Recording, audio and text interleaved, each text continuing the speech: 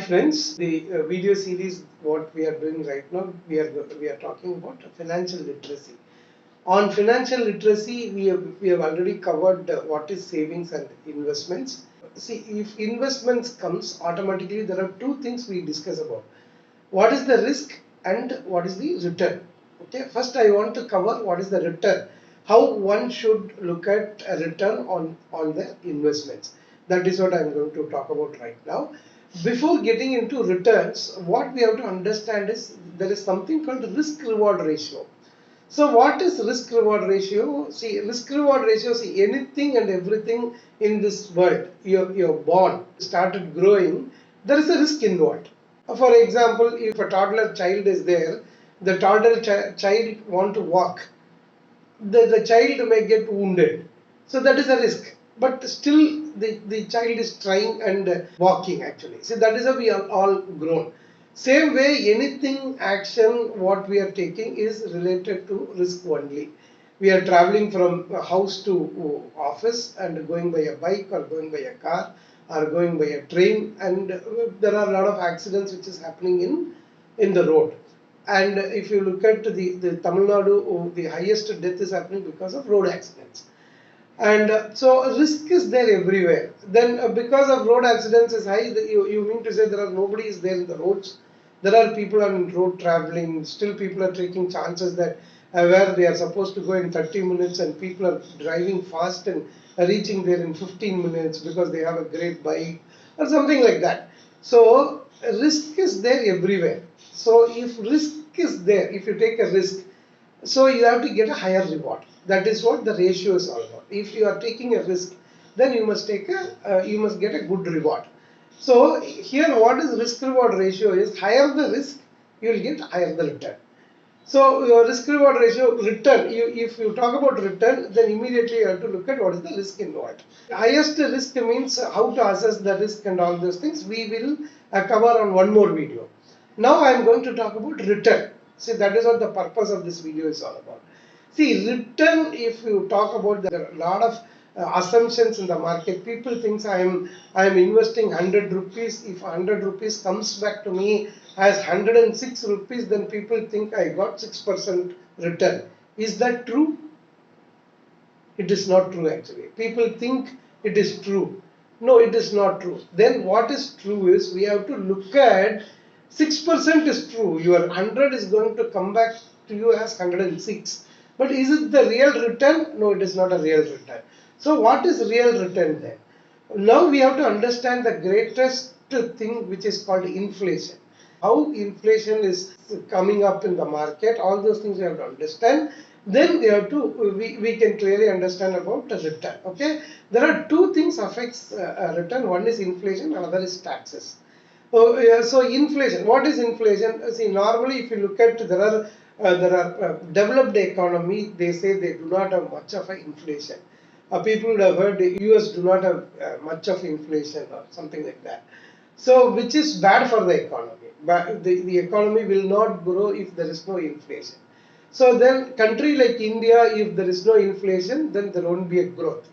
There won't be a growth means what it is exactly. See, if I talk about country, people will think what is there in it for me. See, for a moment you think your salary will be, suppose you are withdrawing 1 lakh of salary, this 1 lakh of salary will be there for next 15 years for you. Same salary, no increment, nothing, no bonus, no performance pay, nothing will be there. Then in such a scenario, you mean to say you are growing? No, you are not growing at all. So what is growth? If growth is 1 lakh is becoming 110, 110 is becoming 120, then that is the growth we consider. So if growth has to be there, then there will be inflation automatically. So what is inflation is this growth is called inflation. Country like India, automatically inflation grows because there are a lot of opportunities which is coming up for our country. Make in India concept, there are new companies which is opening up factory in India. So if the factory is getting opened, then a lot of opportunities for employment. Unemployed people get employment and employed people will get salary. So if salary comes, automatically what happens? They start spending. So what they will spend? They go and buy mobile phone, they go and buy shirts, they go and buy trousers. they go and buy lot of things which is required for the family, which they are adjusting with. Now the liberalization will come. The family may be where they are adjusting with one room kitchen, they may go to 2 room kitchen. So demand for 2 room kitchen goes up. So this demand which is increasing is what creating a inflation. So how inflation is handled? Because of demand and supply. If you technically talk to people, what is inflation? They immediately say demand and supply. People, student of economics, they say demand and supply. So what is demand and supply? Demand and supply always has to be in balance. If this is imbalance either side, automatically it creates a inflation. Okay. So for example, you live in a society where there are 1,000 people are living, and every people uses a paste, toothpaste. So out of 1,000 people, let us assume that there are 500 houses use some paste. Then suddenly somebody in the house is getting married, and out of 1,000 there are another 20-30 people is going out, and they are setting up their own family. Then obviously they also have to buy toothpaste. So now the requirement, what happens here, 1,000 is becoming 1,020. So the production capacity of the company which is producing paste, that cannot be increased overnight. So what they will do, so then the demand for the product goes up. This is how the inflation is created in the market for any product. This will be there in the growing economy, not only India, any growing economy you talk about, it is available there. If you talk about returns, the inflation is the first factor which decreases our investment value. So now this inflation is predicted by our central bank and government of India, and they publish what is the retail inflation and wholesale inflation. So retail inflation as of now, let us assume that it is somewhere around 5.5% to 6%. Let us assume 5.5% to 6%, and you are getting 6% as a return. Then obviously here itself your return has become 0. So 0 means, see, 6% is what your return, and the inflation is also at 6%. Obviously your whatever you bought at 100 rupees last year, it is increased to 106 rupees.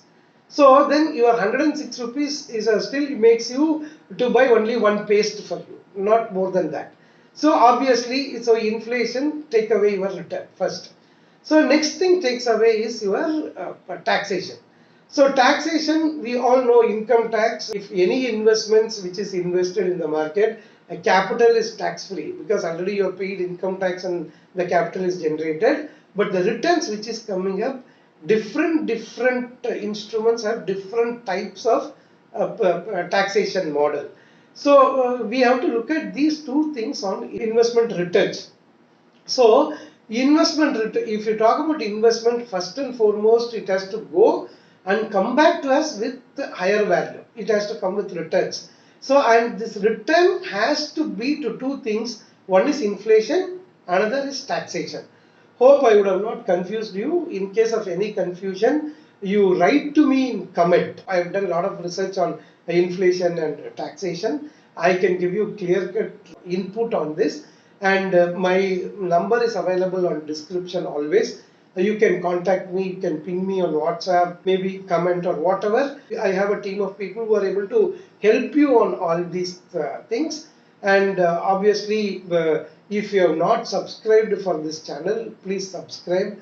So we are going to give you a lot of personal related things which will improve your financial literacy. And we are going to discuss which is good investment, which is bad investment, how to analyze investments, and how to analyze investment returns. All those things are going to come on this. So it will be very helpful channel for you for your personal finance. So thank you very much for watching my video. Be rich. Thank you.